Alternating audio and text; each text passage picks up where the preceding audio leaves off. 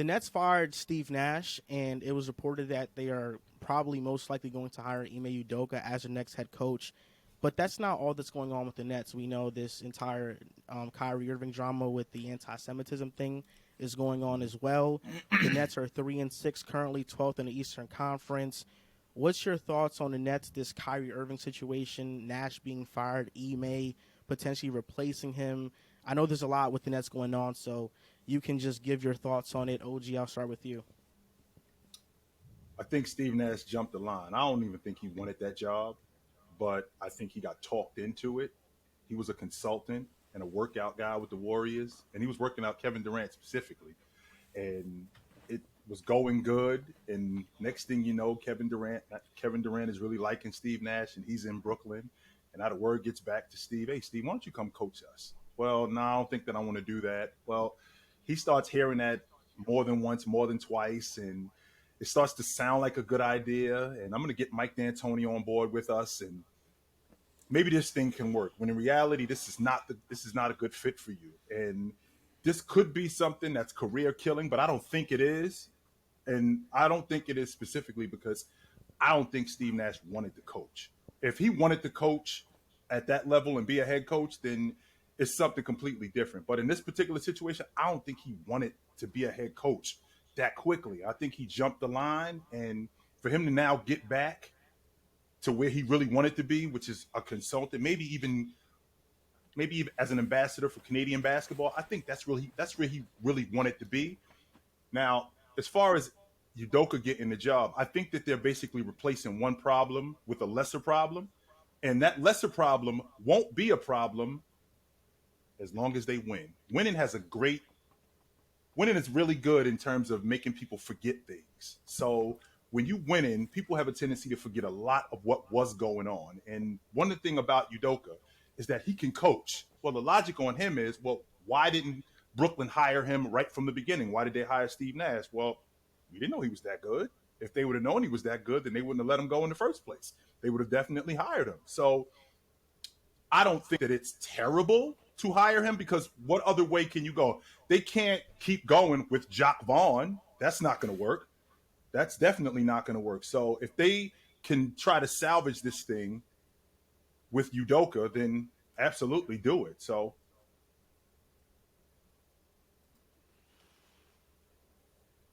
Ugh. Whew. Y'all can hear me? Like everything uppity up. Yeah. I wanna. I'm not here to really, you know what I'm saying. I don't really want to give my opinion. I want to challenge the panel right now. no, that's what we're here for. That's what we're here for. I want to challenge the panel right now because last year, Udoka comes in, right? The pieces are there. Everything is there. He comes in, essentially changes the culture. He makes dudes take accountability. He gets them into their work ethic, right? And they didn't get it going until about 2-3 months into the season. The energy is shifting. They started to get it going. They make that run to the finals. How good do we think Udoka is at fixing the Nets, right? Because you look at the Celtics, you look at the Nets, two completely different rosters. Boston had the defensive pieces put there. They had the two stars. Brooklyn, they got Kevin Durant, right? Well, we know he's still him. But Kyrie, he's a mess right now. The roster's not the same. Defensively, they have a problem. You know, they don't really have a true big. So was it a good hire? For me, like, was it a good hire? Yeah, because he's better than Nash. Like, Nash wasn't a good coach to me. I always felt like he wasn't going to be the guy that was going to fix Ben Simmons. He wasn't going to be the guy that implements a good system there. And as you can see, they don't play defense, and offensively, it's really just Kevin Durant and Kyrie. They're literally triple teaming Kevin Durant. Like, just force him to get the ball out of his hand.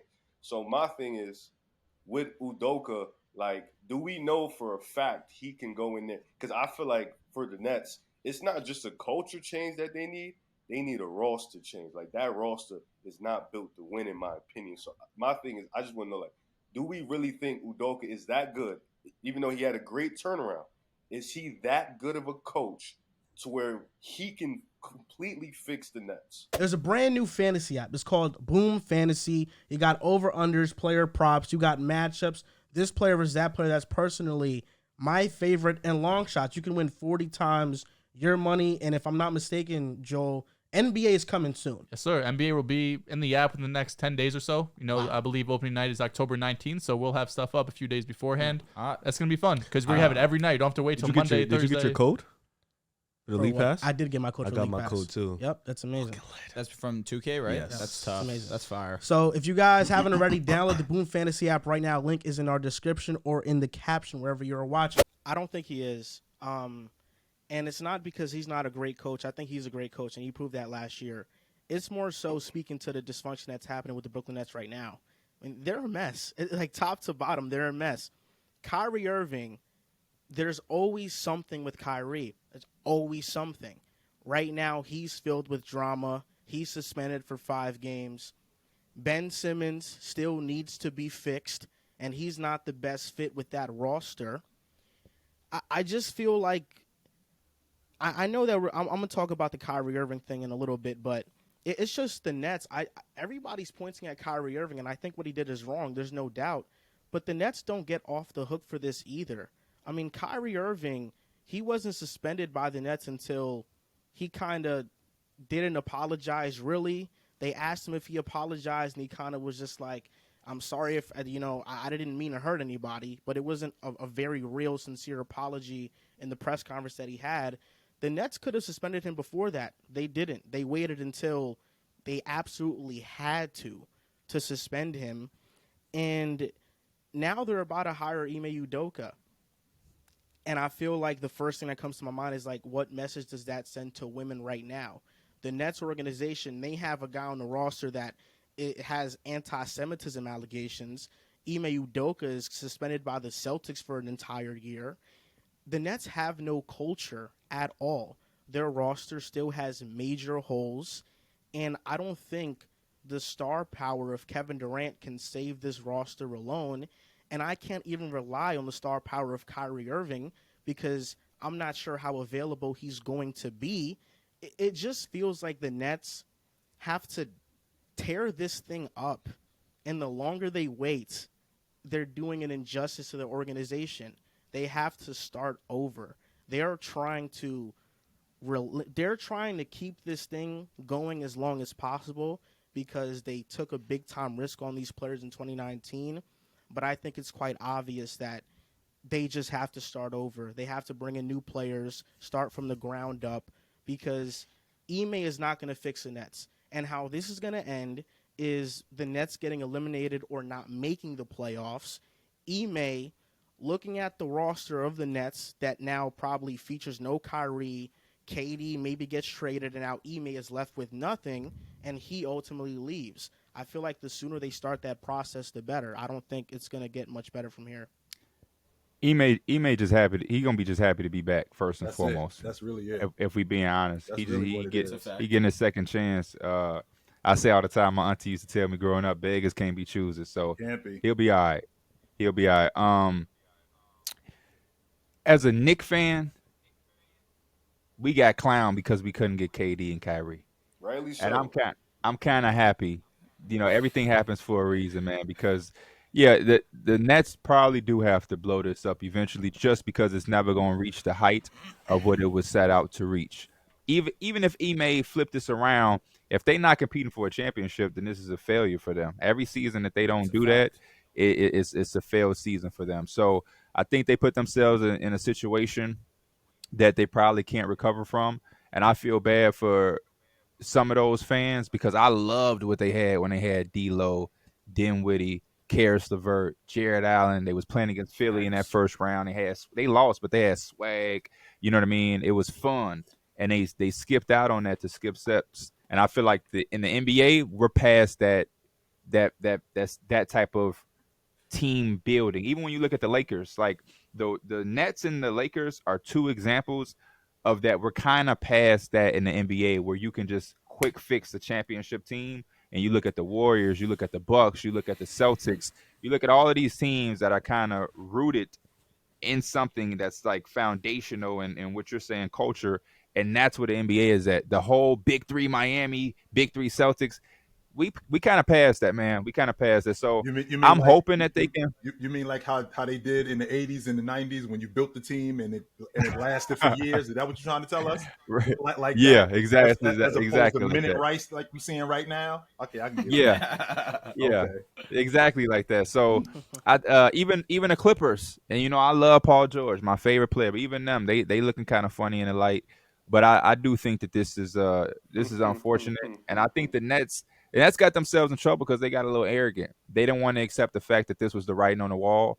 They didn't want to accept the fact that Kevin Durant wanted out. They didn't want to accept the fact that Kyrie potentially could have went to the Lakers, and they tried to put this together one last time, and it's blowing up way worse than it would have been if they did part ways with KD when he asked, or they did let Kyrie go. So it's interesting. It's interesting, but the fact is they do have a roster that's going to have Kevin Durant and Kyrie, and if Ime can do anything, there's always that chance, man. It just always is. It just is what it is. I'm not going to get on here and vouch for them like I did last year when they got their ass swept.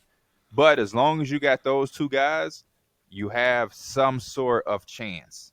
And that's all you can really ask for in the NBA. Riv said something very spot on. The Celtics had the pieces on the defensive side of the ball. Nets just don't have that. They're a bunch of great offensive guys. And let me not say a bunch, because you have KD, you have Kyrie. These are the elite offensive weapons.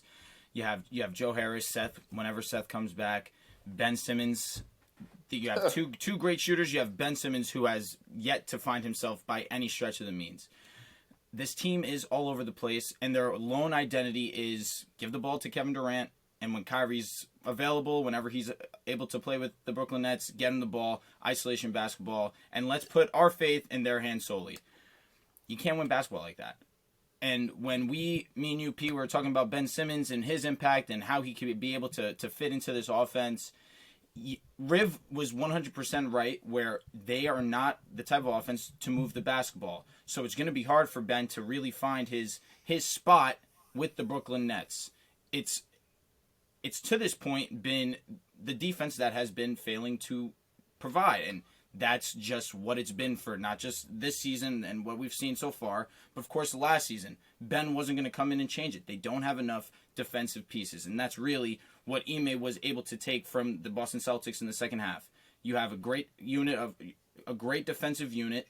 He was able to really have these guys and lock in and trust one another.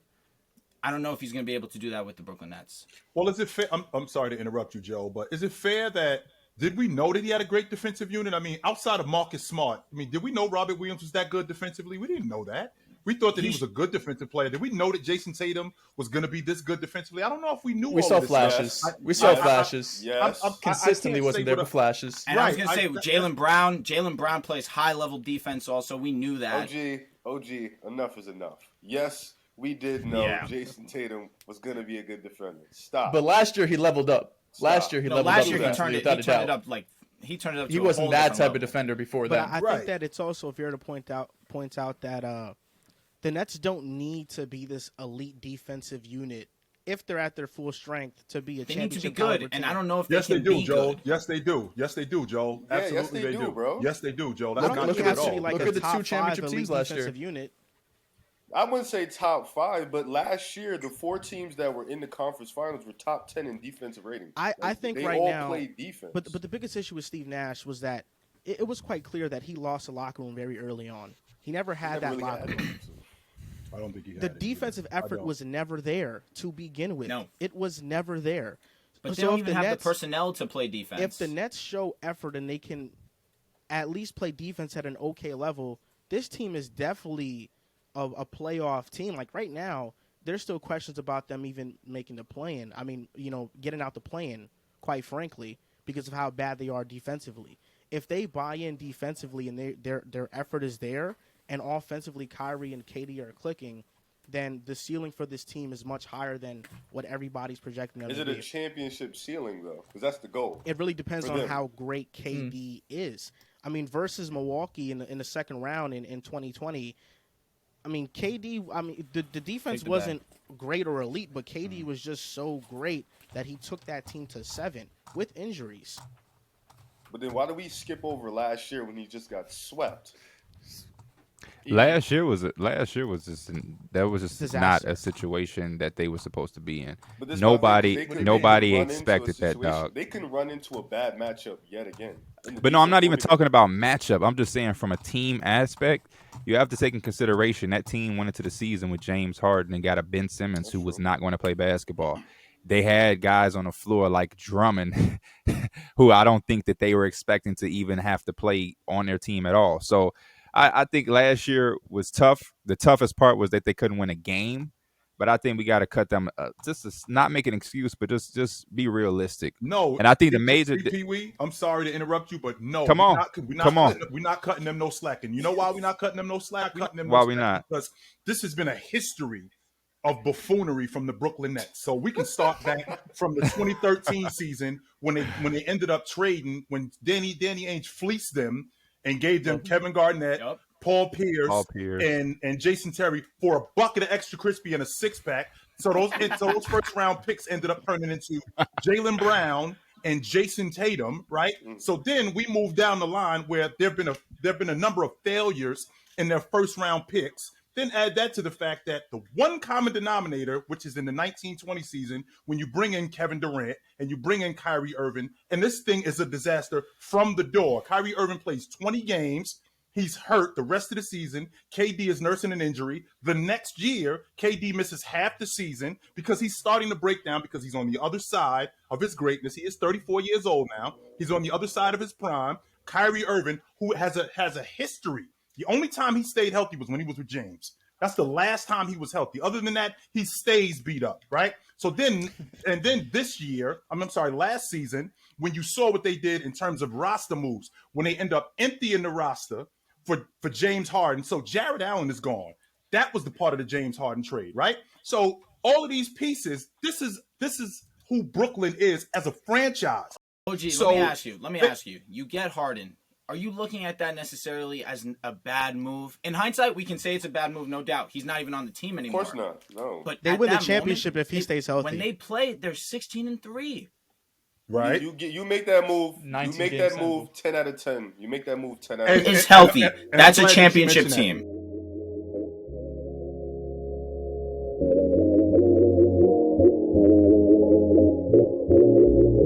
They went into that situation